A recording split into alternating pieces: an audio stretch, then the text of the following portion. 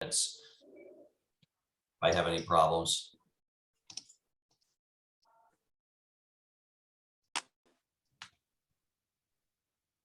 Okay, good evening, everyone. I'm going to call the Bridgewater Town Council meeting to order. It is Tuesday, March 1st, 2022 at 7 o'clock. If we could all first please rise for the Pledge of Allegiance.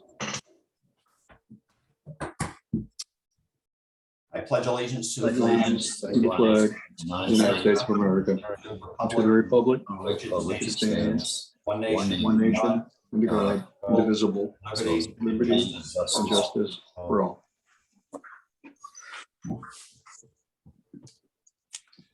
We do have some condolences this evening on behalf of the town council. On behalf of the town council, the family of Eugene W. Alexander Sr. upon his passing on February 7th, 2022. Mr. Alexander served aboard the USS Columbus CA-74 in the United States Navy during the Korean War. On behalf of the council, to the family of James L. Warren upon his passing on February 11th, 2022. Mr. Warren served in the United States Air Force during the Vietnam War. On behalf of the council and to the family of Augustus E. Boldre upon his passing on February 22nd, 2022. Mr. Warren served with the combat, that's a typo. Mr. Boldre served with the combat engagements in the 93rd Fighter Interceptor Squadron of the United States Air Force during the Korean War. I'd like to take a moment of silence to recognize all those veterans that have passed and first responders.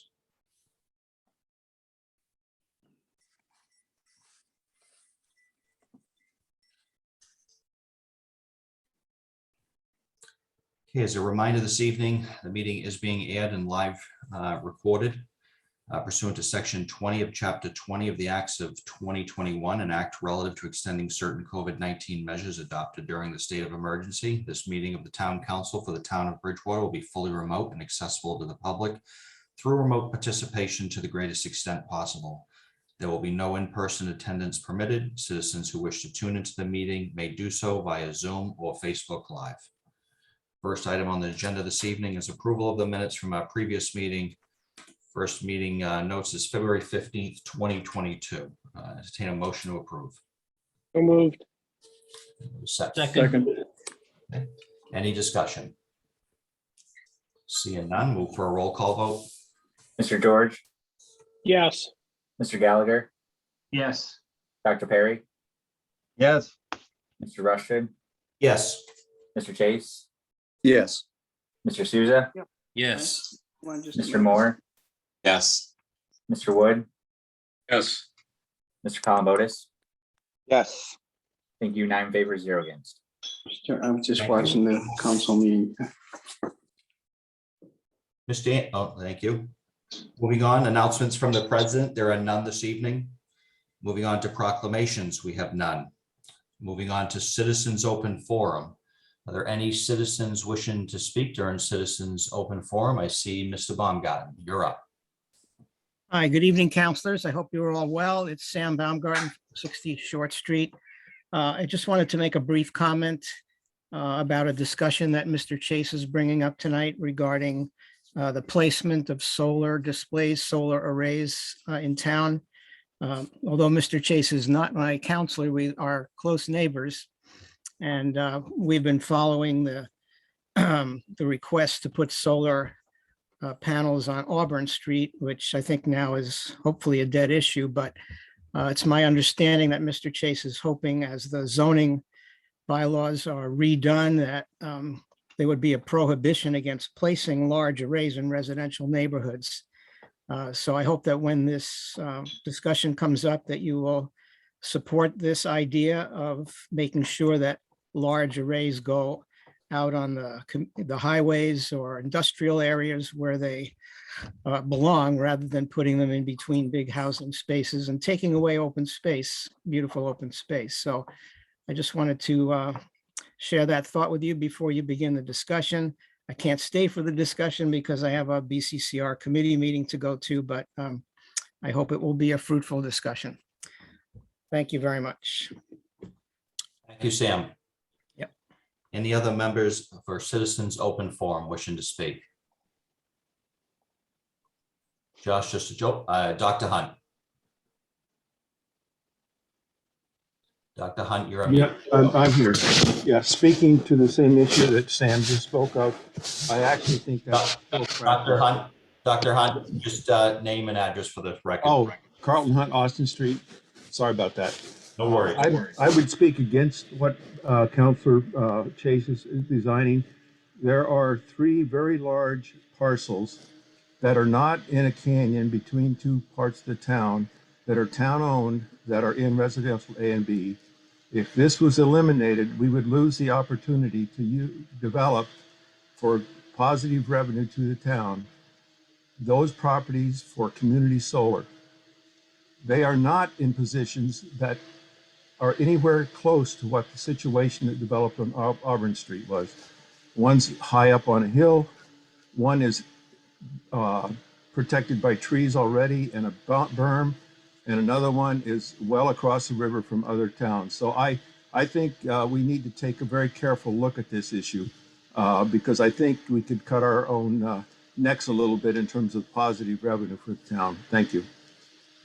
Thank you, Dr. Hunt. Ms. Nicole Holmes. Oh, good evening, members of the council. Thanks for letting me speak tonight. I'm also actually speaking regarding the same issue. Okay, that Nicole, I just have oh, you, forgot. just home address, please. Sorry. Yep, sorry. Nicole Holmes, 80 Old Farm Road.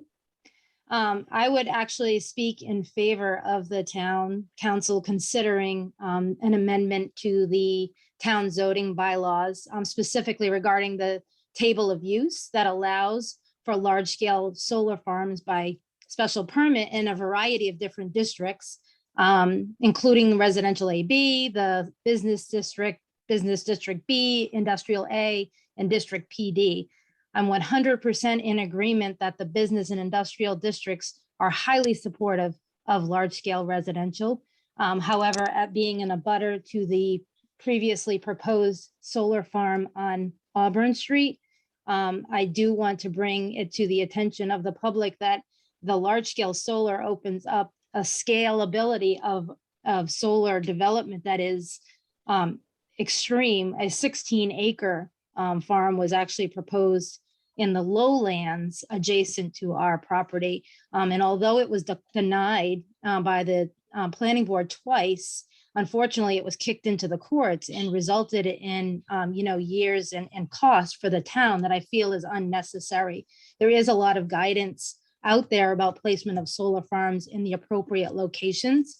And I just think given the rural character of this town that everyone cherishes so much, there could be some additional future detrimental issues that happen if we do not remove the residential AB from allowance under the large-scale solar farm. Thank you. Thank you, Nicole. Josh, I don't see anybody else on my screen. I do not see anyone else either. Okay. Moving on to our next item is appointments. First, on the item here is Peter Laherns, Republican Town Committee, 3-year term, 2022-2025, defer to the town manager. Mr. President, the first 3 appointments you have are to the, are actually not to the town committees, they are actually to the Board of Registrars. And as you may know, the Board of Registrars is made up of 4 members, all appointed by me, but on recommendation of the respective town committees. These 3 members will join the town clerk, who is the 4th member of the Board of Registrars. And as you also may know, the Board of Registrars requires a balance between Republican and Democrat on that committee. So the first one, Peter Linares, it's actually an appointment to the Board of Registrars and was recommended by the Republican Town Committee. Okay, we taking these one at a time? You could actually, there's barring any objection, you could take the first 3. They're all appointments to the Board of Registrars. Probably make a better motion to to do it one at a time, just because of the manner in which they're appointed and to the body that they're appointed. I would say one at a time. Okay, Thank you. Make a Appreciate that. motion to approve. Okay, do we have a second? Any discussion? Seeing none, move for a roll call vote. Mr. Columbotus, Yes. Mr. Wood, Yes. Mr. Moore, Yes. Mr. Souza, Yes. Mr. Rushton, Yes. Mr. Chase, Yes. Dr. Perry, Yes. Mr. Gallagher, Yes. Mr. George. Yes, Thank you. 9 in favor, 0 against. Okay, moving on, second appointment, Christine Porter, Republican Town Committee, 1-year term, 2022 to 2023. Defer to the town manager. Same thing, Mr. President, recommended by the Republican Town Committee for a seat on the Board of Registrars. Okay, I'll make a motion to approve. we have a second? Second. Any discussion? Seeing none, move for a roll call vote. Mr. George, Yes, Mr. Gallagher, Yes. Dr. Perry, Yes. Mr. Chase, Yes. Mr. Rushton, Yes. Mr. Souza, Yes. Mr. Moore, Yes. Mr. Wood, Yes. Mr. Columbotus. Yes. Thank you. 9 in favor, 0 against. Okay, moving on, item C, Dr. Francis Jeffries, Democratic Town Committee reappointment, 3-year term, 2022 to 2025. Defer the town manager. Same as the previous two. It's actually an appointment to the Board of Registrars. Excuse me, recommended by the Democratic Town Committee. make a motion to approve. Second. Okay, any discussion? Seeing none, move for a roll call vote. Mr. Columbotus, Yes. Mr. Wood, Yes. Mr. Moore, Yes. Mr. Souza, Yes. Mr. Rushton, Yes. Mr. Chase, Yes. Dr. Perry, Yes. Mr. Gallagher, Yes. Mr. George.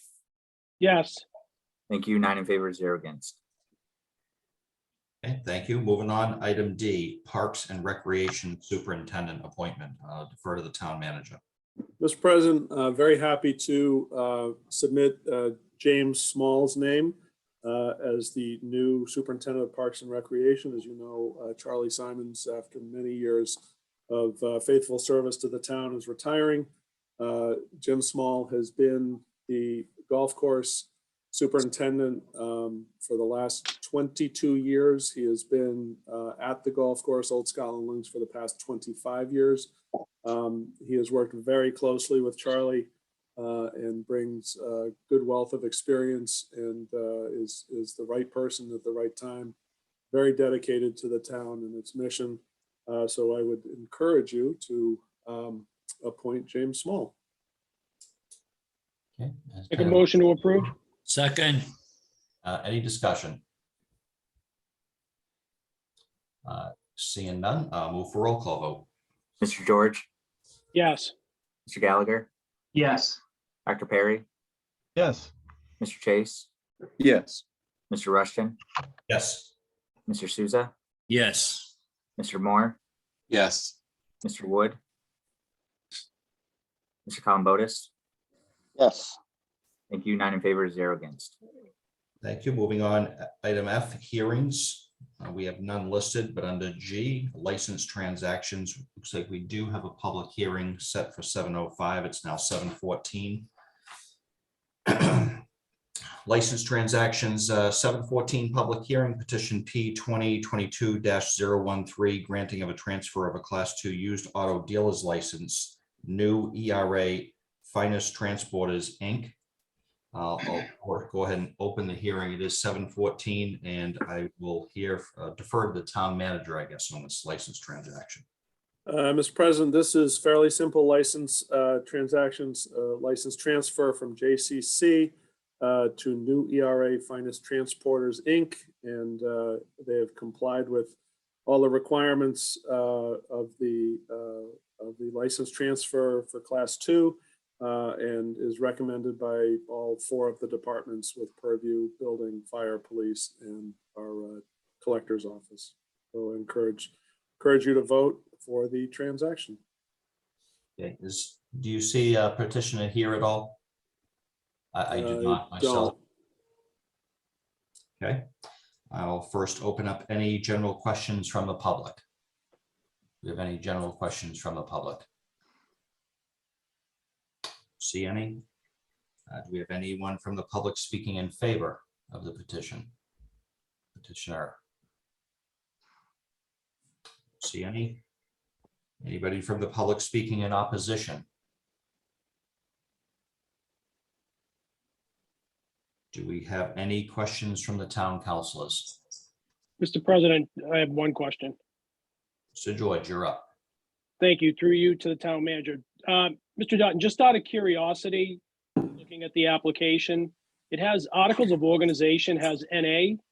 The new licensee is incorporated.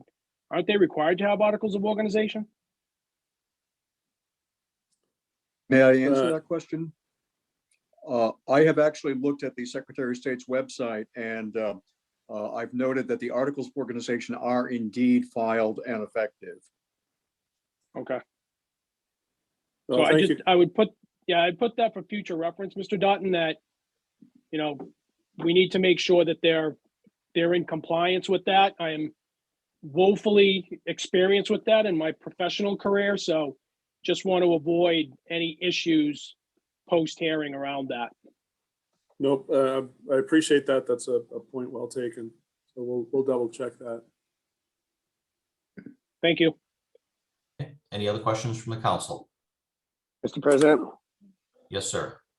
I'm noticing on the checklist, on the second page, I guess it is, there are a bunch of things that need to be satisfied, and I noticed that there are no check marks next to the line that says check payable to the town of Bridgewater for a butters listing, and no check next to the check payable to the town of Bridgewater for a license fee.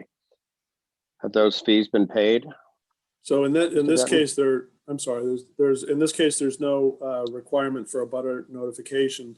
And we will collect that fee. We don't release the license until we collect the fee. So in this case, they have not, at least when this paperwork was generated, they had not paid the fee Right. as of that time. They may have actually paid it on Monday, Right. but yeah, we wouldn't release the license without the fee. Okay, thank you. Yep. Any other questions from the council? Okay, seeing none, I'll close the hearing. It is 7:18 and entertain a motion to approve. So moved. Second. Okay. With that, I'll move for a roll call vote. Mr. Columbotus, Yes. Mr. Wood, Yes. Mr. Moore, Yes. Mr. Souza, Yes. Mr. Rushton, Yes. Mr. Chase, Yes. Dr. Perry, Yes. Mr. Gallagher, Yes. Mr. George. Yes. Thank you. 9 in favor, 0 against. Okay, moving on to H, presentations. We have none this evening. Moving on to I, town manager's report. First item is the Mitchell School update. Very little to report, Mr. President, on the Mitchell School. Work continues as planned on schedule. Timeline is still good. The next meeting of the Mitchell School Building Committee, Monday, March 14th at 6:30. And as I always say, any additional info people are looking for, they can get at bridgewaterschoolproject.com. And I will remind folks that everybody is welcome to the Mitchell School Building Committee meetings if they so choose. Still on a complete timeline to bring us to a completion date of July 2022. So, but happy to answer any questions. Thank you. Any questions from the council? Okay, seeing none, moving on to COVID-19 update. Happy to report that at least our official DPH numbers, which as I've mentioned before, don't indicate a whole lot other than possibly trends. But those numbers are down. I think we have 5 cases currently in Bridgewater. Again, no hospitalizations that we know of among those reported cases. Vaccination rate is unchanged. We've now removed the mask requirement in the library and the senior center. Obviously, those that feel more comfortable with masks are certainly welcome and encouraged to wear them, but there's no requirement in town buildings as of Monday. So that's, excuse me, that's what I have for COVID, but again, happy to answer questions. Okay, thank you. Any questions from the council? Council Columbotus. I'm just wondering, what is our overall vaccination rate? Do we have any idea? Vaccine, it's a six, right now, it's been about the same for the past few months, hovers around 63% fully vaccinated, about 70% with at least one shot. So it's still Right. about there. Thanks. Okay, any other questions from the council? Okay, seeing none, moving on to the 2023 budget update. As I reported last week, our budget process is underway and planned out and documented on a calendar that we've circulated internally. We have delivered, excuse me, the budget message several weeks ago to the departments. We're kicking off our internal process more officially today, most importantly on Thursday with all the department heads, team leaders. And excuse me, on Thursday, we'll specifically be talking about changes that we are making in sort of the overall process, which brings our budgeting process a little more closely aligned with the budget resolution as voted by the council and my related budget goals. So we'll be looking to create budget books for each department, something that we've been incrementally sort of building to, and we're sort of pulling the trigger this year and developing a more robust approach. Those budget books will contain a departmental generated mission statement, which obviously we will help formulate, but we're going to ask the departments to develop their own mission statements. This year, we're also going to ask the departments to identify specific programmatic goals, identify and classify expenditures for those programs, and develop departmental goals, which will align obviously with the council's budget resolution and the goals that I've laid out. And then finally, ask the departments, with our help, obviously, to develop key performance indicators, which will enable us to mark progress towards those goals that they develop. So all in an effort to develop a more robust budgeting process. I think, over the last couple of years, the budget has been largely top down just because of the situation that we've been in. We had been working towards this kind of model prior to COVID. So now we're getting back, sort of getting back on track and getting the departments fully engaged. Having said that, our effort is very specifically not to spread out the budgeting process over weeks and months. Departments were thinly staffed, as I've often said. We don't want department leaders to be tied up in a budget process ongoing for months and months. So we're trying to condense it and tighten it, and we will be giving them very specific help over the next probably 2 to 3 weeks in order to get us to an April 1st budget for you. I will add as an aside that we are, the charter calls for a capital budget to be presented, or rather a capital plan to be presented essentially in conjunction, a little bit ahead of the budget.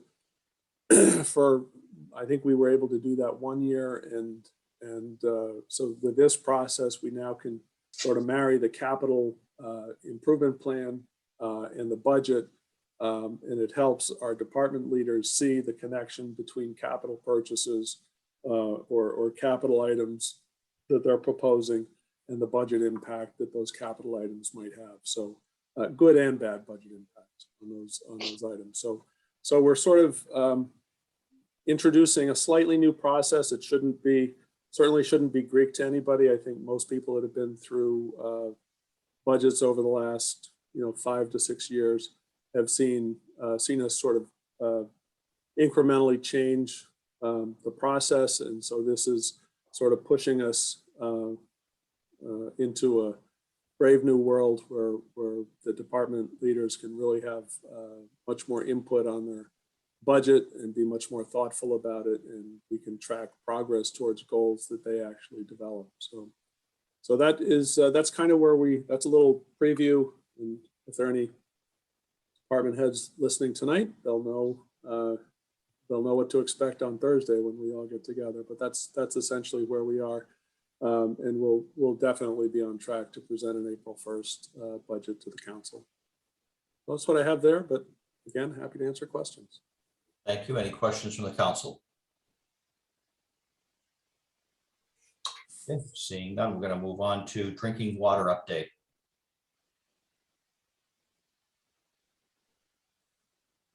It wasn't planned that I had a drink of water before I gave this presentation. So I think there have been a lot of, and perhaps counselors have gotten a lot of questions about Bridgewater drinking water supply based and triggered on the mailing that went out regarding PFAS or polyfluoroalkyl substances in the water. So I wanted to use the opportunity to give just a little bit of a background on where we are now, why we're sending out notices and so forth. So specifically, as I said, residents really want to know what's going on, whether the water's safe, based on our notices that we've sent out and the electronic notices that we've posted. So all of the notices that we send out, I'll just sort of preface what I say, are required by DEP.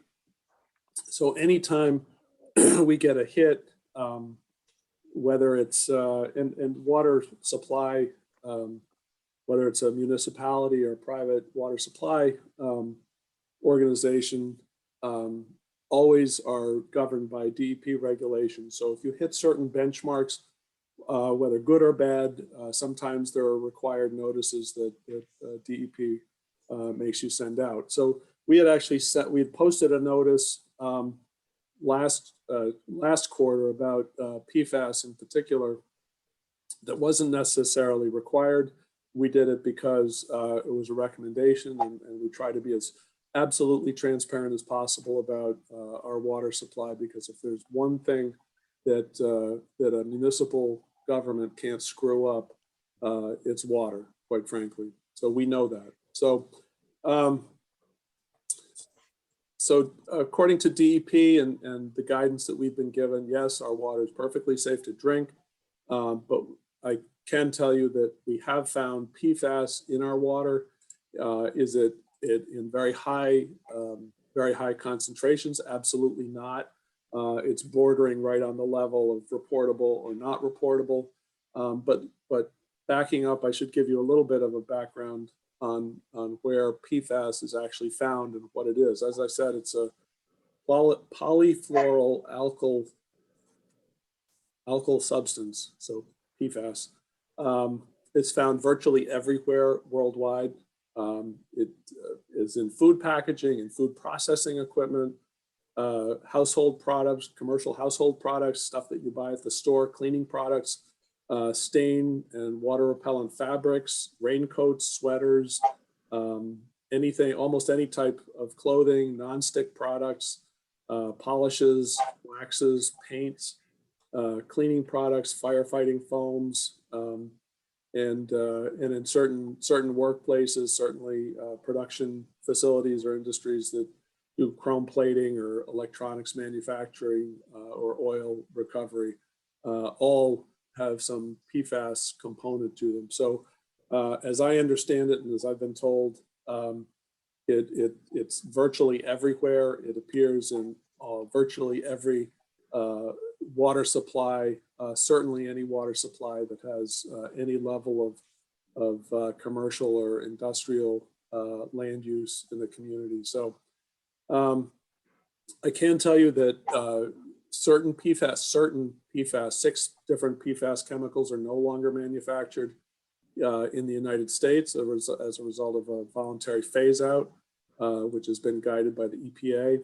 But they are still produced internationally, and they can obviously be imported because they're produced internationally, can be imported in the United States. There's no ban on importation of items that have PFAS in it, such as carpeting, leather, apparel items, textiles, paper and packaging, coatings, rubbers and plastics all contain PFAS. So in late 2020, DEP sort of to some extent, took the lead nationally prior to EPA even involving itself, but amended the Massachusetts drinking water regulations and set a cap of 20 parts per trillion for the sum of the 6 PFAS compounds that are allowable in drinking water. And so we have not exceeded that in our third quarter testing, which is our first round of required testing. We did exceed that incrementally in the second round of testing, which is our fourth quarter testing, which folks will get notice of very shortly. And so that's kind of where we stand on the level of PFAS. And it only has been found in, I believe, a handful of our wells. I think 4 different wells have PFAS concentration greater than 20 parts per trillion. And I think one of them was at 24 and then down from there. So what can we do and what are we doing right now? Same as virtually every other city and town in the country. We are beginning to do our testing, I should say, in Massachusetts, because I don't think the rest of the country is quite as advanced as we are with DEP's guidance. But we are sampling all our water sources for PFAS on a regular basis. And we are working with DEP to determine whether we can reliably blend our water sources to get us consistently below the 20 parts per trillion threshold. So we've also hired an engineering firm to investigate treatment options for possible future use of what's called granular activated carbon, which is seen as right now as the most effective treatment or filtering method to filter out as many of the PFAS compounds as possible. So that is, as you can expect, we've gotten quite a number of calls at the water department. They've been very good at handling those calls and explaining the issue.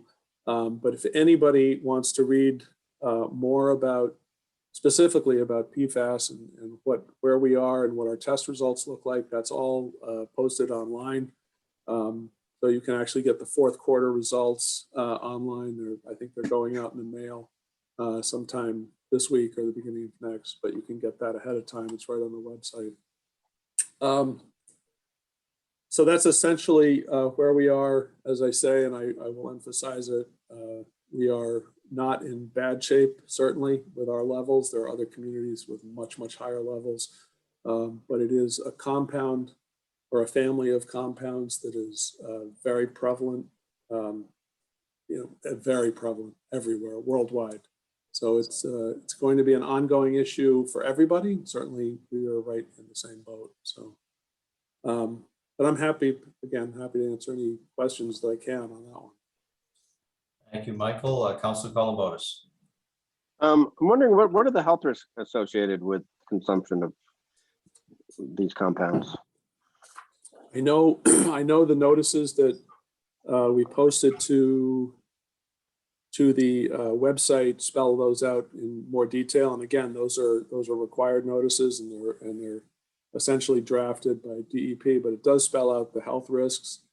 I think at our levels, the health risks are minimum, but at very highly concentrated levels, there's obviously a risk to pregnant women, for example, or people with compromised immune systems.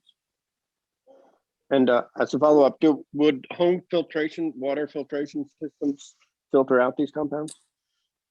Do you know? I'm not sure, Counselor. I don't know the answer to that because I don't know. I know granular activated carbon is used in some home filtration systems, but I don't know the specific answer to that. But I can find out. Okay, thanks. Councilor Moore. Thank you, Mr. President, through you to the town manager.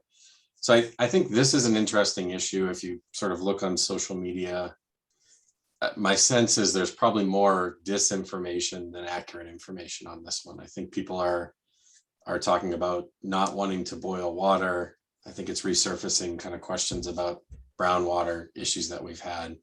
And so I think maybe if there's an opportunity in addition to just sort of communicating about PFAS, if there's an opportunity to share the bigger picture of kind of how Bridgewater's water supply works, the projects that we have in place to advance that water supply. I feel like we're probably at the point where we need to combat disinformation with like real information. And so I think any opportunity we have to share what we're doing for this, and I think for the drinking water supply in general, is probably to our benefit, just to make sure people aren't getting their facts from other sources and maybe making decisions based on wrong information. Thanks. Good. Thank you. That's a great suggestion. We have obviously been working with the engineering firm in the preliminary stages, and I know that the DPW director has asked them to sort of participate in some sort of, preferably some sort of, streaming video, something that we can actually post that people can watch that explain the issue far better than I can explain it. But we do have that, so we'll see if we can't accelerate that one. Great, that would be great. Thank you. Any other questions from council? Okay, seeing none. Thank you, Michael. We'll move on to discussions. First item is large-scale commercial solar in residential districts. I'll defer to Councilor Chase. Thank you, Mr. President.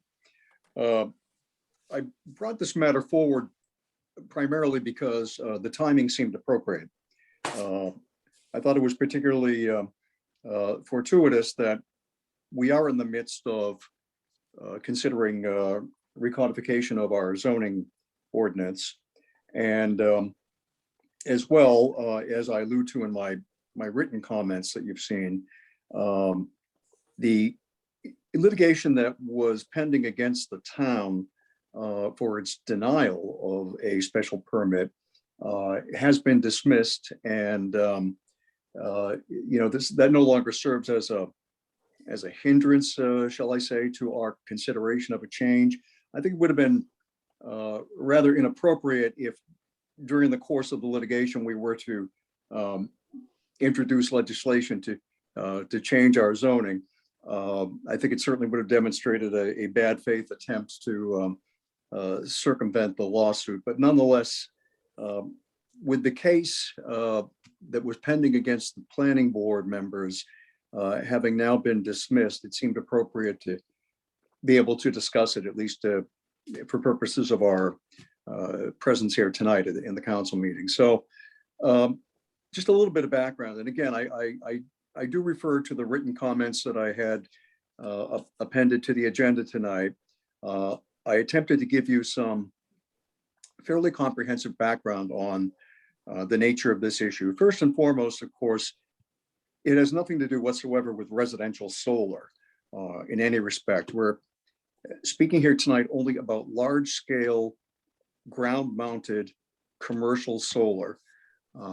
So typically these are solar arrays that occupy a footprint of some number of acres of space.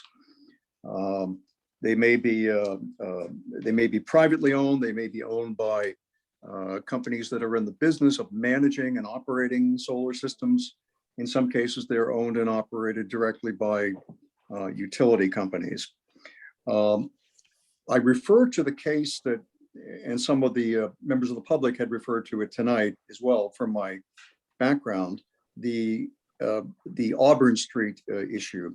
And I only use that to illustrate the nature of this issue. I'm certainly not trying to call attention to anyone involved in that particular case that has now been dismissed.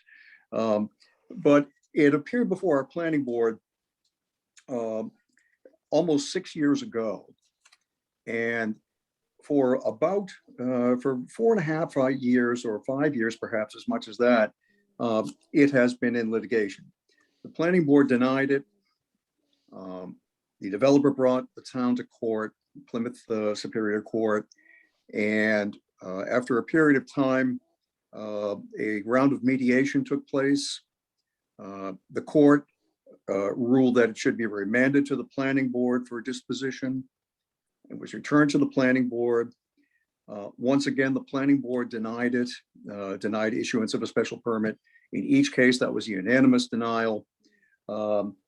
Certainly the members of our planning board are well acquainted with this particular issue.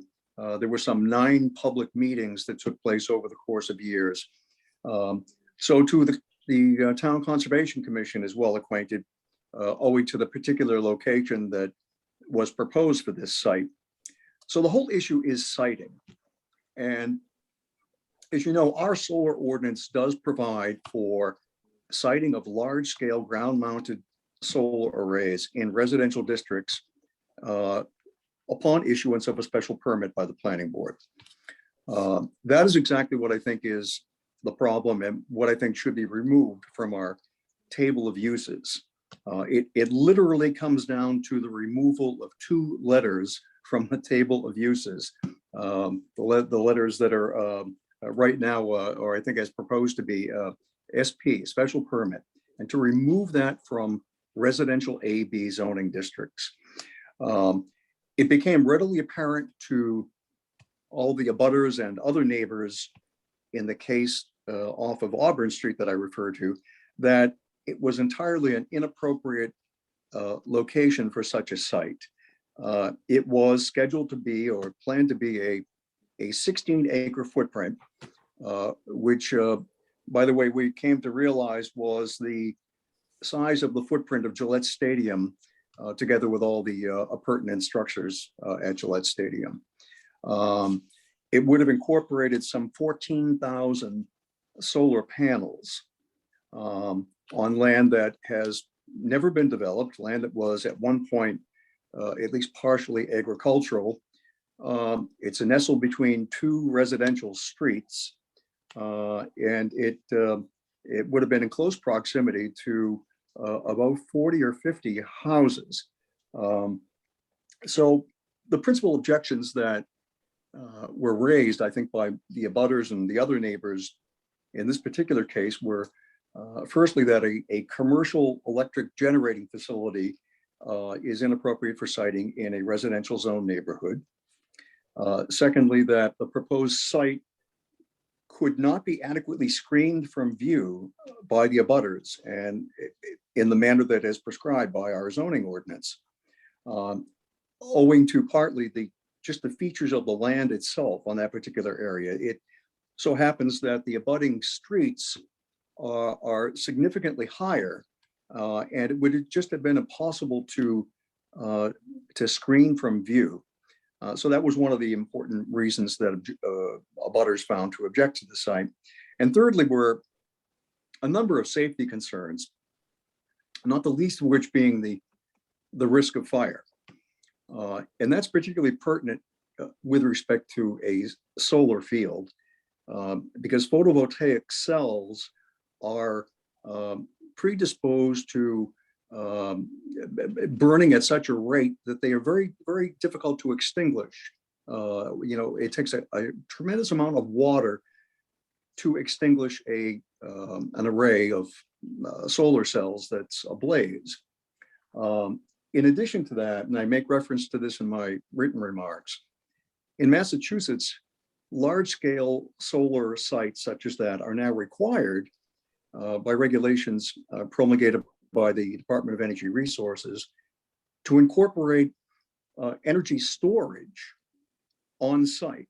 So it's no longer just a case of photovoltaic cells accepting sunlight energy and converting it into electrical energy, but that energy now is required to be stored on site in lithium ion based storage batteries. Just on that particular note, I don't know if you happen to have observed in the past week or two, but a story that caught my attention about a ship, a cargo ship sailing from Germany to Davisville, Rhode Island, which somewhere off the Azores caught fire. Actually, just today, I read, that ship has sunk. The crew was safely disembarked from the vessel. But after blazing for about 2 weeks, the ship finally just sunk into the Atlantic. Its cargo were 4,000 vehicles coming from a VW plant in Germany coming into the United States. A good number of these vehicles were in fact electric vehicles. Now, the cause of the fire was never determined, and it probably never will be ascertained since it's now at the bottom of the ocean, but the fact remains that, and this was concluded by officials, that the blaze was fed by the fire that just couldn't be put out because of the nature of the lithium-ion batteries. I refer to that particular characteristic that those items have of a thermal runaway. They're extremely difficult to extinguish, just like solar panels themselves.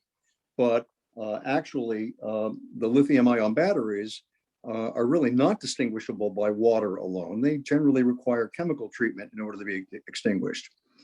So 4,000 luxury vehicles are at the bottom of the ocean as a result of that blaze. So I think it's well documented the nature of the hazards that are associated with lithium-ion batteries. I don't think we need to go into that any further. Now, I have had discussions in part through the meetings that have taken place between the Community and Economic Development Committee and the Planning Board with respect to the recodification effort. Had discussions with Attorney Mark Bobrowski, and he has on a number of occasions expressed concern about advancing with a restriction such as I'm proposing, the elimination of a particular residential zone from the table of uses for solar. His concern is based on current case law treatment in Massachusetts.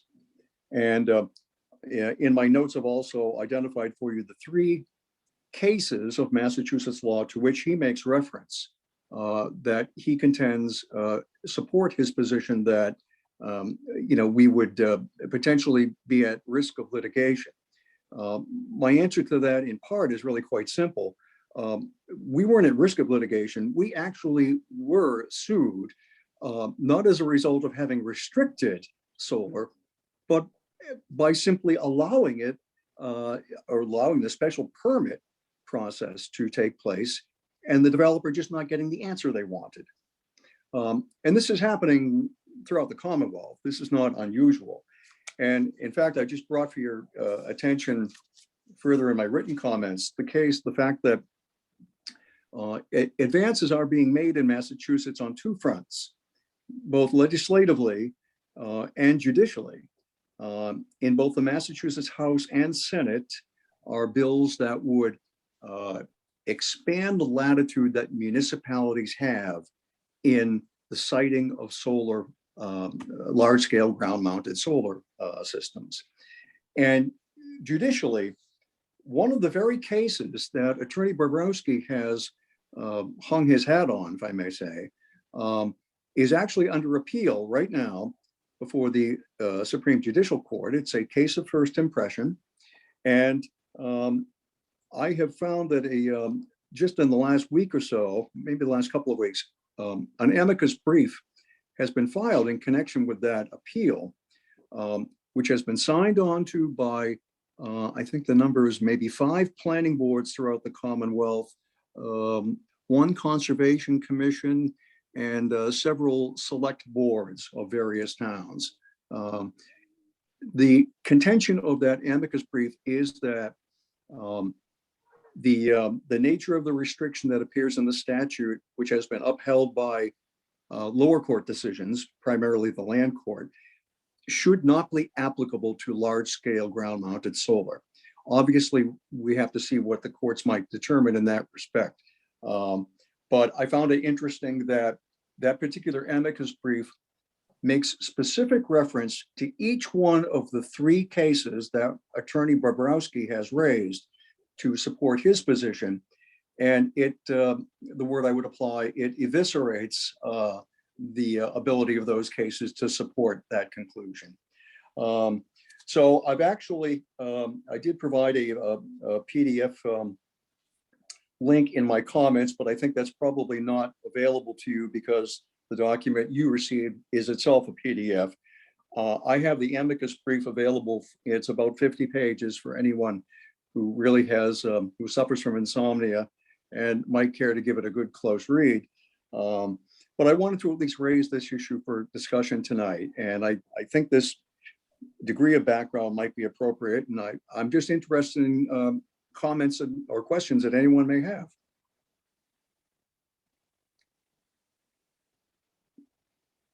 So, Fred, yeah, Yes.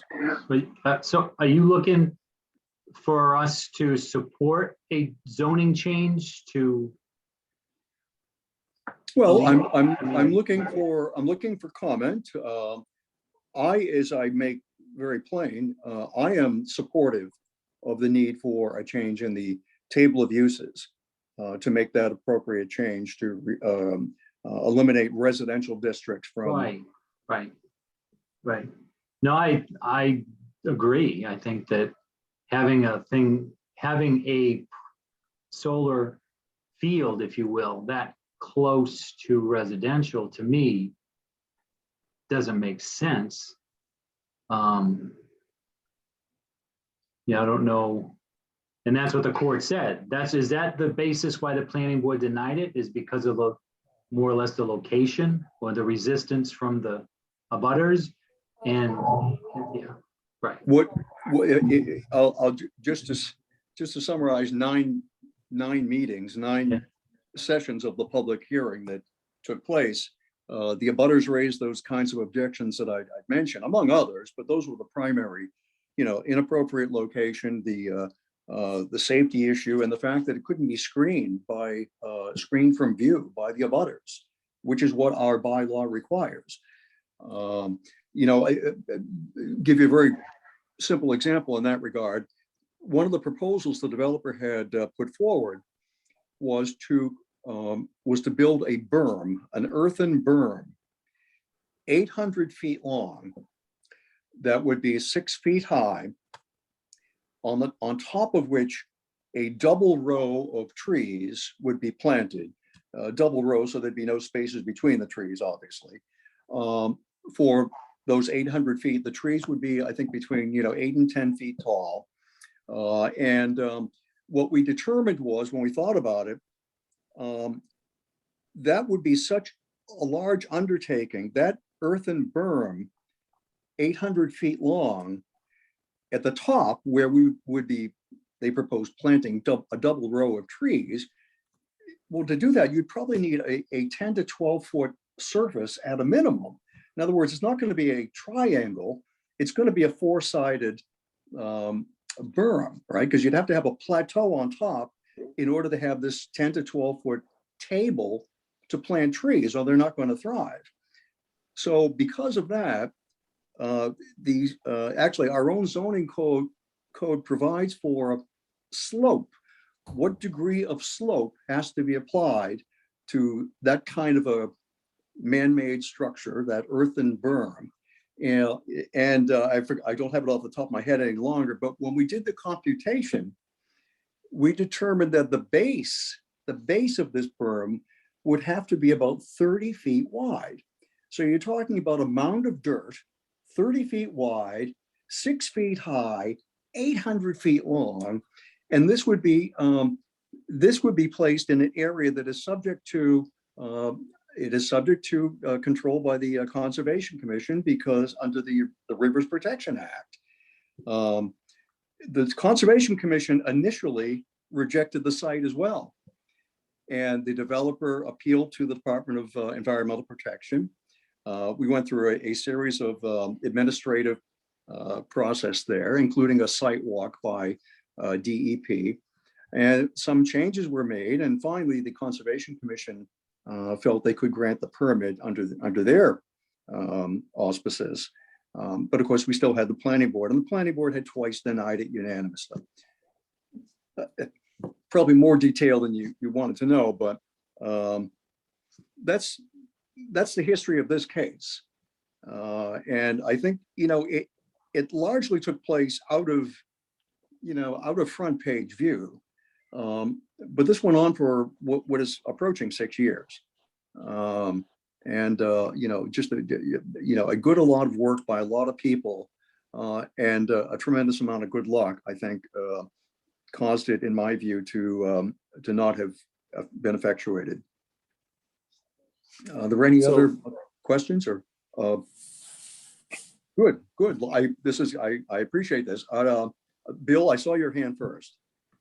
Thank you. Obviously, I'm sitting with you on the rezoning pieces as we work through that, and I've heard some of this discussion from the attorney that's helping us with that. I'm wondering if there's some other outside help that we might get on this matter before we add specific language, because I did read through, or I skimmed, I should say, 2 of the 3 items that Mark sent us. And that's the attorney helping us with the decoding. And I can see his point of view, but clearly, the court case in Plymouth was different, and things appear to be happening quickly at all levels. So I'm wondering if there's some other expertise that we might pull in to give us a little more direction in case of, so we write it correctly, right? So I just think that make sure that we don't write something and then someone just challenges that the language we chose was in conflict with some mass law or something like that. What do you think? I think that makes sense. I offhand, I'm not sure who it is we could consult with. I mean, on the one hand, I give full credit. You know yourself, I've done this during our workshop discussion. I give full credit to Mark Bobrowski. He's authoritative. He has written the planning, I forget the name of the book, the land planning handbook, or I forget what the title of it is. In fact, it's referred to specifically in the amicus brief that I've been talking about. I don't know what exactly who could be consulted, but I mean, that may be something we could do. So Councillor Chase, not only do you have the discussion, but President Rushton asked if you could take over the meeting for a few moments while he steps away. Oh, okay. All right. Obviously, Mr. Wood, I litigated the case. So if there were, I would assume if you were going to draft legislation that I would review it.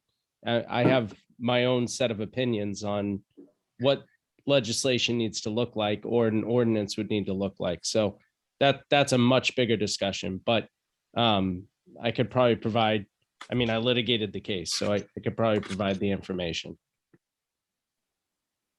Very good.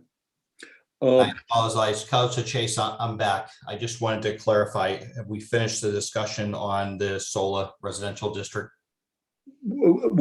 I think we're getting closer. There's some further questions that Gotcha. that's wishful thinking, Councilor, but I appreciate that. I tried to pull a fast one. It didn't work. Oh, shoot. I know Councilor Columbotus. Okay. Yeah, I guess, Fred, would you maintain that there are no locations in residential AB that would be suitable for a large commercial solar array?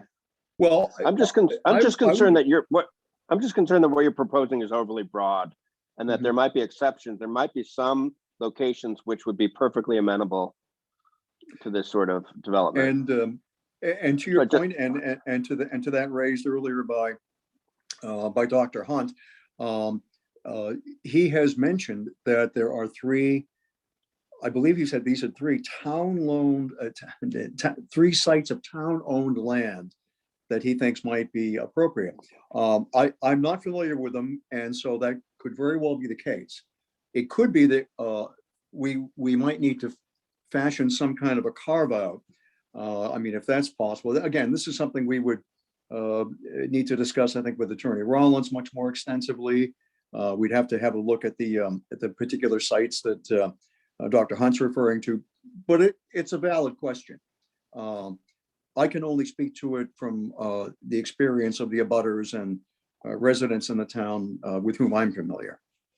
Yeah, I'm just concerned that you're painting with an overly broad brush, and that there might be conditions in which such an array might be without any adverse effects on neighboring neighborhoods or. I'll other grant you that's concerns. certainly Yeah. conceivable. Yeah. Councilor Moore? Yeah, just a quick question. So I definitely support the intent here. I think my question is more similar to the others about the method for getting that outcome. And I guess I'm just curious if we now have precedent where a developer has tried to challenge the planning board's decision, they spent money in 6 years and got a no answer. Is there now sort of enough precedent where we wouldn't expect somebody else to go down that same path? Or if they did, we now know that there's, sort of case law out there to guide that. Well, I guess see, so. My question is sort of like, do we need to do this now that we've proven that we're right? Well, it really is strictly conjecture, right? I mean, we, on the one hand, we might say to ourselves, well, common sense, I think a developer, at least if a developer were looking at the very same parcel of land, they would probably look at the recent history and they might draw the conclusion that it's not worth the trouble. But again, as to other residential areas themselves, it's very much an open question. Granted, and this goes to Councilor Columbotus's point, each parcel is unique and has its own set of challenges. But what I'm primarily focused on is the residential nature. I mean, we're a town of residents and we're a town of neighborhoods. And, I certainly want to encourage commercial development anywhere and everywhere it's suitable. But, we're strictly speaking, we're talking about commercial development and arguably industrial development in the heart of a neighborhood when we talk about this. So that's the real issue I see. Are there any other comments or questions at this point? Well, I want to thank you for all your input, and there certainly are other avenues that we should continue to look at, and I'm very happy to do that and to stay on top of the issue. I think it's very important that we give it due consideration. Again, I thought it would be particularly appropriate now that we're recodifying our zoning ordinance anyway. So that's why I raised it at this particular time. So if there's nothing else for us at the moment, I thank you all for your input. Thank you, Councilor. Brad. Okay, moving on to committee reports. Strategic Planning Committee update, Councilor Moore. Sure. So I'll be brief. I just wanted to make the full council aware of a discussion that we started in our last Strategic Planning Committee meeting about potentially expanding the scope of that committee to assist with identifying and monitoring projects that we thought specifically advanced the town council's vision for Bridgewater. And so I just want to sort of like put this on the radar. As a committee, we talked about maybe having a more active role in vetting, prioritizing, and tracking projects that progress these town council priorities that we're picking. And to do this, we talked about potentially developing and maintaining a strategic initiative tracker, like a list that would help us draw a clear line from the town council vision to the outcomes that we need to happen to accomplish that vision, and then ultimately to the projects that the town is taking on to achieve those outcomes. And we thought it would make sense for us as a council to get all of those things that we hear about onto a list and maybe bring this list back in front of the council on a recurring basis, maybe, I don't know, quarterly or twice a year, just so we can sort of keep a pulse on these projects that really matter and really move the dial towards the vision that we're all pushing for. So we haven't done the work yet, but I just wanted to put it on the radar to just let people or let the town council know that it is something that we're considering in strategic planning, and we'll likely have more discussion in sort of the coming weeks and months. And ultimately, our hope is to get to a point where we have a list that the strategic planning committee has vetted, and that we can use to track these big initiatives at the council level. Councilor Columbotus. Yeah, I would just like to recommend that we have gone through this sort of exercise before where we have a comprehensive chart of initiatives and outcomes and goals. And this is, I might direct you to Dr. Carlton Hunt that you confer with him on this, so that this is something that we've gone through several years ago. And I believe there is such a document where we've tracked different projects and outcomes and goals. And so so this is something you might start there, meet with Dr. Hunt and work from there. And so you're not starting from zero. Perfect. Yeah, I appreciate that. And if anyone else has any other references to sort of prior versions of this, maybe ones that worked, or if they didn't work, advice on maybe why, so we can avoid the pitfalls. That's appreciated. Right. Thanks. Yep.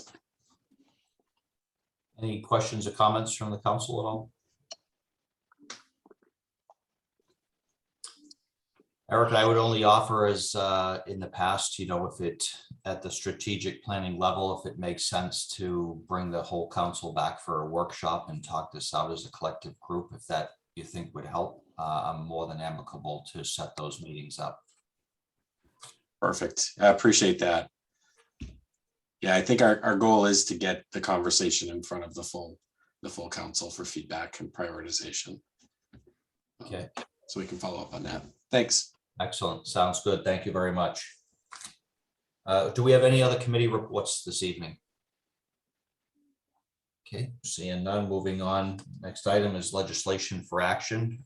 First item is item A, order 0 FY22-040, transfer order contractual settlement BPA. At their meeting held on 1/24/22, the Budget and Finance Committee voted 3-0 to recommend approval, and the Finance Committee voted 5-0-1 to approve on 2/16/22. Better with the dog. Make a motion to approve. Say second. Second. Do we have any discussion on this? Seeing none, move for a roll call vote. Mr. George, Yes. Mr. Gallagher, Yes. Dr. Perry, Yes. Mr. Chase, Yes. Mr. Rushton, Yes. Mr. Souza, Yes. Mr. Moore, Yes. Mr. Wood, Mr. Columbotus. Yes. Thank you. 9 in favor, 0 against. Okay, moving on, item B, order 0 FY22-041, transfer order contractual buyouts. The Budget and Finance Committee at their meeting on 2/28/22. I don't know if I have disposition on that in here, and the Finance Committee voted 7-0 to approve at their meeting on 2/16/22. The Budget and Finance Committee recommended approval. Okay, excellent, thank you. Entertain a motion to approve. So moved. Second. Okay, any discussion? Seeing none, move for a roll call vote. Mr. Columbotus, Yes. Mr. Wood, Yes. Mr. Moore, Yes. Mr. Souza, Yes. Mr. Rushton, Yes. Mr. Chase, Yes. Dr. Perry, Yes. Mr. Gallagher, Yes. Mr. George. Yes. Thank you. 9 in favor, 0 against. Thank you. Moving on, item C, order 0 FY22-042, acceptance of fire safety equipment grant. The Budget and Finance Committee held a meeting on 2/28, disposition to be provided by Councilor Wood. The Finance Committee voted 7-0 to approve at their 2/16/22 meeting. Yeah, the Budget and Finance Committee voted 3-0 to recommend. Thank you. Entertain a motion to approve. So moved. We have a second. Second. Thank you. Any discussion? Seeing none, move for a roll call vote. Mr. George, Yes. Mr. Gallagher, Yes. Dr. Perry, Yes. Mr. Chase, Yes. Mr. Rushton, Yes. Mr. Souza, Yes. Mr. Moore, Yes. Mr. Wood, Yes. Mr. Columbotus. Yes. Thank you. 9 in favor, 0 against. Moving on, item D, order 0 FY22-043, acceptance of a grant, COA, MCOA. The Budget and Finance Committee met on 2/28/22. Disposition be provided by Councilor Wood. The Finance Committee voted 7-0 to approve at their meeting on 2/16/22. Budget and Finance recommended for approval 3-0. Entertain a motion to approve. So moved. Have a second. Second. Council Chase, any discussion? Seeing none, move for a roll call vote. Mr. Columbotus, Yes. Mr. Wood, Yes. Mr. Moore, Yes. Mr. Souza, Yes. Mr. Rushton, Yes. Mr. Chase, Yes. Dr. Perry, Yes, Mr. Gallagher, You're on mute, Dennis. yes. Mr. George. Yes. Thank you. 9 in favor, 0 against. Okay, moving on, item E, order 0 FY 22-045, acceptance of COA BPD grant. The Budget and Finance Committee met on 2/28/22, disposition to be provided by Councilor Wood. The Finance Committee voted 7-0 to approve at their meeting on 2/16/22. The Budget and Finance recommended 3-0 for approval. Okay, entertain a motion to approve. So moved. No second. Second. Okay, any discussion? Seeing none, move for a roll call vote. Mr. George, Yes. Mr. Gallagher, Yes, Dr. Perry, Yes. Mr. Chase, Yes. Mr. Rushton, Yes. Mr. Souza, Yes. Mr. Moore, Yes. Mr. Wood, Yes. Mr. Columbotus. Yes. Thank you. 9 in favor, 0 against. So moving on, M, old business, we have none. Moving on to N, new business. First item A, order 0 FY 22-050, Town Council acceptance of Townhouse Preservation Restriction Agreement. I'll defer to Councilor Columbotus. Yes, this is, as we've heard, we've gotten reports from, Mr. Dutton contracted with a Lyman Roofing in town, and he did a thorough assessment of the town hall roof, the old town hall roof, and found that it's on the verge of failure.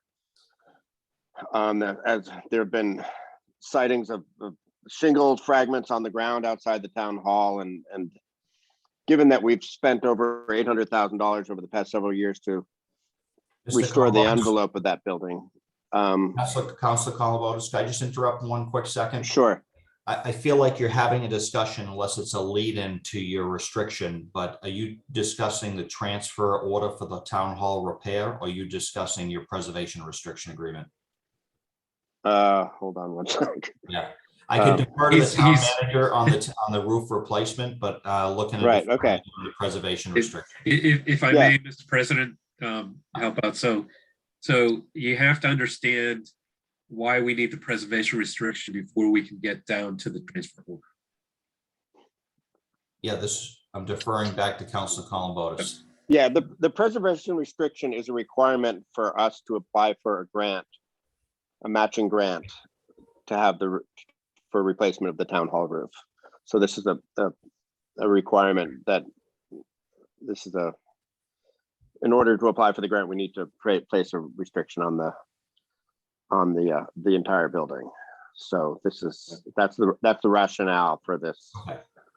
the restriction. So,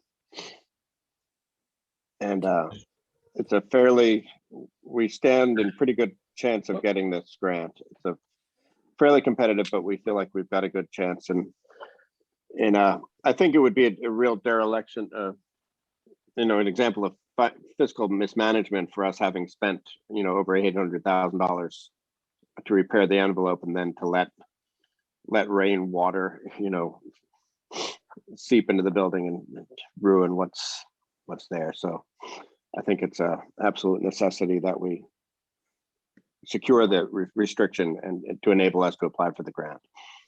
Understood. Thank you. Any questions from the council? Councilor Perry. Thank you. Through you to Mr. Columbotus, actually, does this have to be in place before we apply for this grant? And isn't the deadline for this grant mid-March? I think if I was reading ahead on some of this stuff. The grant is, March 15th or 16th, I believe. Right, so does Yeah. this have to be in place by us applying for this and by that deadline? Yeah, there's March? time to get it filed. Now it's my next question. Do we have time to get it filed? And because I know this is first reading, and then this has to be brought back before us, obviously in a couple of weeks, which is actually the 15th. So to the Yeah. to the president, do we have a timeline that's going to accommodate this? We might ask for an emergency reading next week at our. Mr. I President, can, Yep, let me Sorry. just refer to the town manager, Yeah. Mr. Dutton, first. so this, it is a requirement in order to receive the grant, but if the preservation restriction is underway and is recorded prior to the receipt of the grant funds, then that's perfectly fine. So if the funding agency, in this case, Mass Historic, knows that we have brought this to the council, and if they know the council has actually voted it, whether it's your next meeting, March 15th, or one after that, then there shouldn't be any issue at all. Right, it just needs to be in process. It's not a requirement for applying for the grant, it's a requirement for receiving the grant. Okay, that answers my Right. question. Thank you very much. Yep. Counselor George? thank you. Through you to either Mr. Dutton or Mr. Columbotus. So what Mr. Wood said doesn't, I'm a little confused because on our next piece of business, we're going to be voting on a transfer from capital stabilization in order for the roof project. That would not be done with the contingency that we get a grant. That would be a potential reimbursement for those funds. But this has nothing to do with the transfer order. Am I correct on that? Maybe I can handle that. So if I understand the process correctly, no, so the grant will only cover a portion of the roof and then we will cover the other portion of it. Yeah, it's a 50-50 match, I believe. And so we need to put our money up. We need to have our funds available. So I all think right, we're then, trying then, to all right, clarify, then- is this $100,000 repair or is this a $200,000 repair? This is, you appropriate the entire projected amount. So originally we had estimated a roof replacement at 75,000. Okay. So we are asking the council right now for 100,000, up to half of which could be reimbursed by Mass, Gotcha. right. excuse me, Mass So Historic. these two are separate from each other, both what we're discussing now and the capital transfer order. Am I correct on that? Separate but related. So you, They're in tied to order each other. to do the actual job, we need to appropriate the money in order to successfully, Apply for the actually, in grant. order to So- apply for the grant, we need the appropriation. I know, and I understand that, but if we approve the transfer and we don't get the grant, we're still going to replace the roof, correct? Yes. Yes. Correct. That's my point with them being independent of each other in regards to the capital order is on its own the merit of replacing the roof. We're hoping with the change that Mr. Columbotus is proposing, we'll be eligible for reimbursement. I don't want people thinking these two are going hand in hand, which technically they're not. One is not dependent on the other. I see your point. Correct. All right. Thank you. I just want to make that clear because it wasn't clear early on. Thank you. Understood. Any other councilors? One question, one comment. Councilor Gallagher. Just a quick comment, and again, this roof repair was presented to us as a dire emergency, so we need to move forward if the appropriation is approved to fix the roof. This grant, I don't know what the time frame is in which we will get notification whether we're going to get any reimbursement, but sometimes they can take a while. I don't know about this one, but this was presented to us when we were talking about the capital plan, capital appropriation last meeting. When we've had that capital plan in front of us for 2 or 3 months, and then all of a sudden, this becomes an emergency. So you're right, I agree with Councilor George. This roof needs to be repaired, whether we get the money or not, and we shouldn't wait to see if we get the money to even move forward with this. If the money's appropriated, we start the RFP process right away. And I think the way I look at it is I think that is the intention here, why these are split up. So one avenue is attempting a reimbursement grant. The other avenue is allowing the town manager to have the funds to immediately go out and repair the roof. And, Right. I believe the grant award will be made in either May or June. Right, but I don't think we're waiting that long to start the process, correct? Right. Yeah, Okay. the roof needs to be fixed unless we want to waste Well, taxpayers' money by letting the, Yeah, and I would defer to the town manager on those questions, to the town manager. Just to be clear, when we move on, the funding for the roof, when is your intention, if it's approved, to move ahead with repairs of the roof? So Counselor Columbotus is correct. We will get notification of an award relatively soon. So that doesn't prevent us from going out and doing the process we have to go through, the procurement process that we have to go through. So realistically, you're looking at probably a May timeframe before we could even possibly bring somebody on board. But prior to signing a contract with the contractor that's selected, we will make sure that we have grant notification, assuming that the grant notification is in the May-June timeframe. We'll make sure we have the grant notification and the grant contract signed, because we can't sign a contract if we want to secure up to $50,000 from the state. We can't sign the contract with our contractor until the grant contract is signed with the state. So there's sort of a progression there.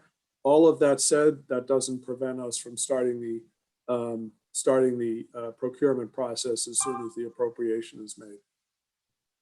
Okay, excellent. I guess Then I'll bring it just back to the. one other quick thing, Mr. Rushton, if I could. So I wasn't privy to the conservation or the historical restriction, but I see it now. Obviously, we wouldn't go to record with that unless we were certain we were getting the grant.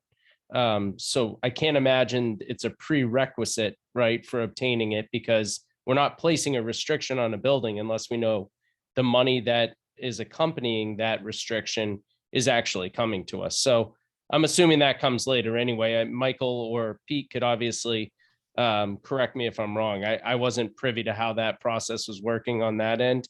But if we do get the conservation restriction, we're going to hold on to it. We're not going to record that until we know we're getting the money, obviously. Michael, am I right in assuming there already is somewhat of a preservation restriction on the building as a result of the CPA work we did to it, right? That's actually one of the conversations I've had with town clerk, who used to be the chair of the CPC. It's a more complex discussion than probably is worth it here. But there is, we did use CPC funds to do a fair amount of work on that building prior to my tenure. At that time, the town, with a public project like that, has the option to create a preservation restriction. It's strongly recommended by the Community Preservation Coalition. Bridgewater, however, has traditionally not implemented or voted a preservation restriction on municipal buildings that use CPC historic funds. So that is something that we'll look at moving forward, obviously. But this building did not, as far as I know, does not have a recorded preservation restriction on it. However, the memorial building does have a preservation restriction on it.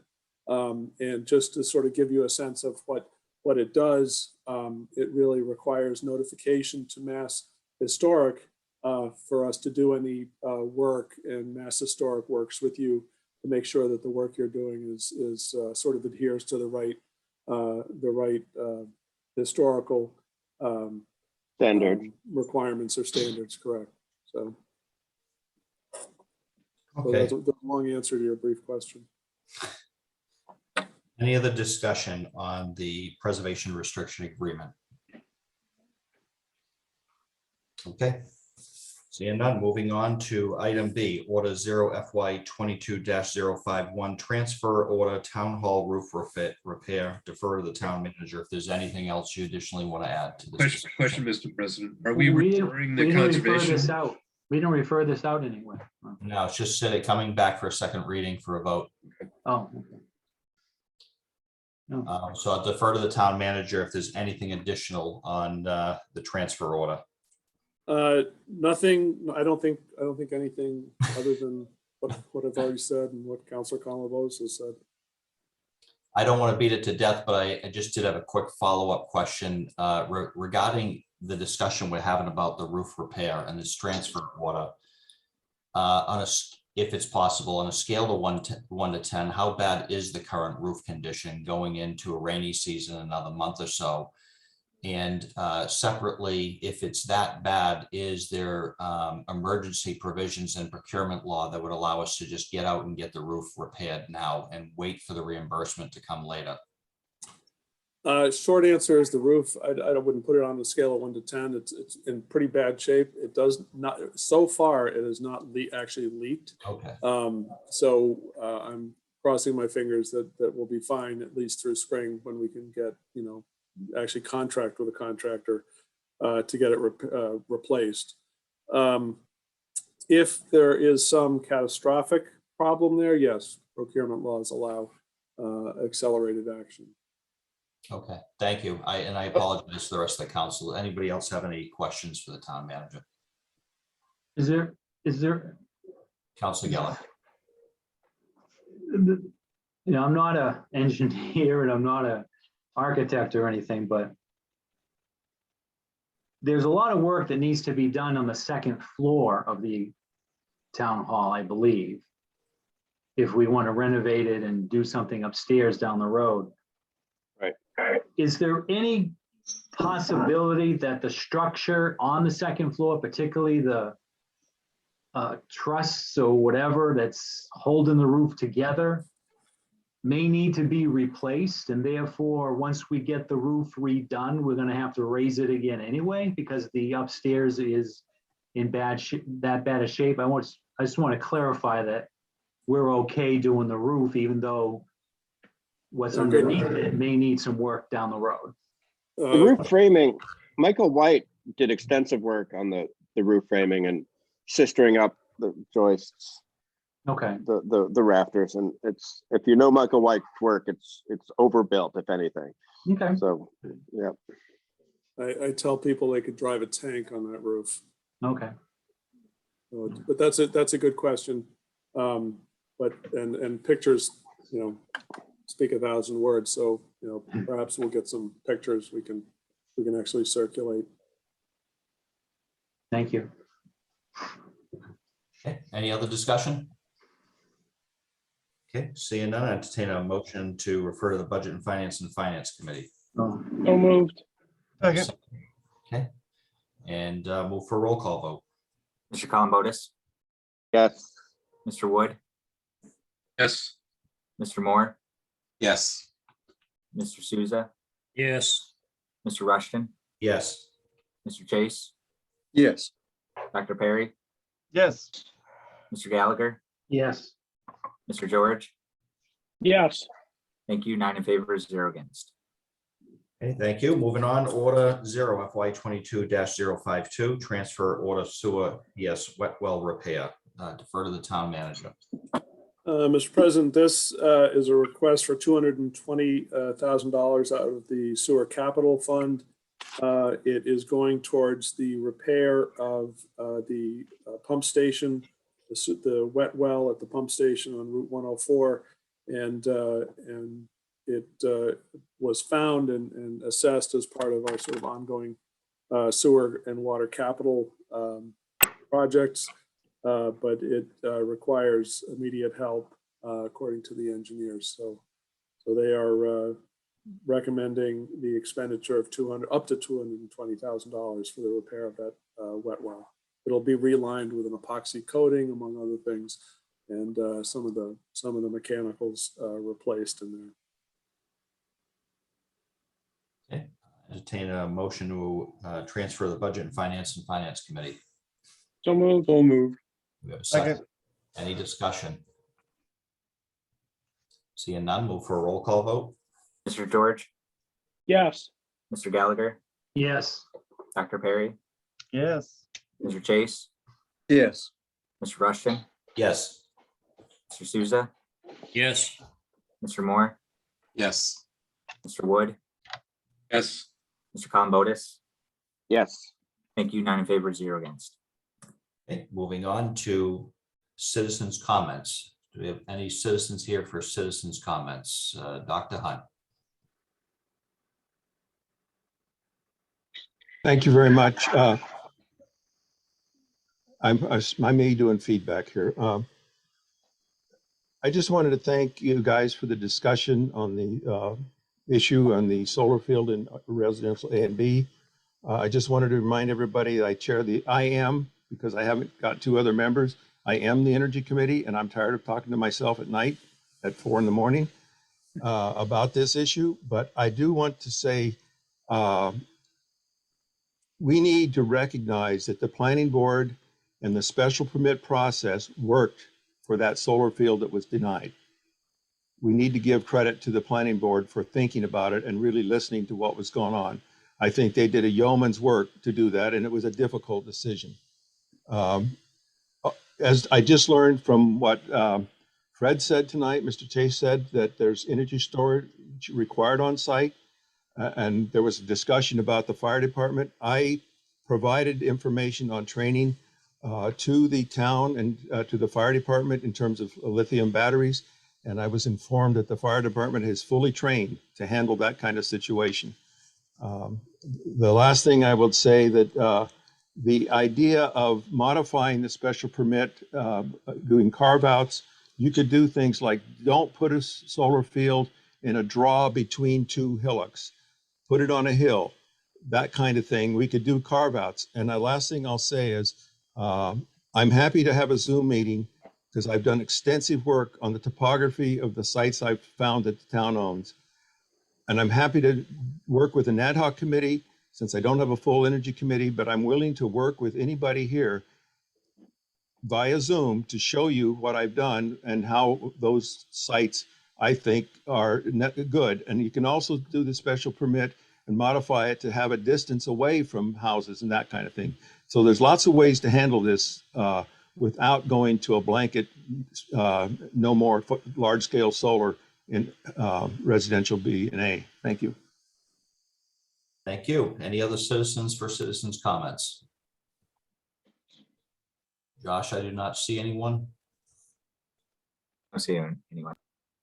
Okay, moving on to council comments. I'll begin this evening with Councilor Columbotus. I've got nothing tonight, thanks. Councilor Wood. And nothing tonight, please. Thank you. Councilor Moore. Yeah, just briefly, just maybe a quick reminder that the US is facing a huge shortage in workers in the skilled trades. And I just think we need to do more to prop up the trades. So I'd ask people to keep that in mind as they're considering their vote for the new BP project. Thanks. Thank you. Councilor Souza. Nothing this evening, thank you. Councilor Chase.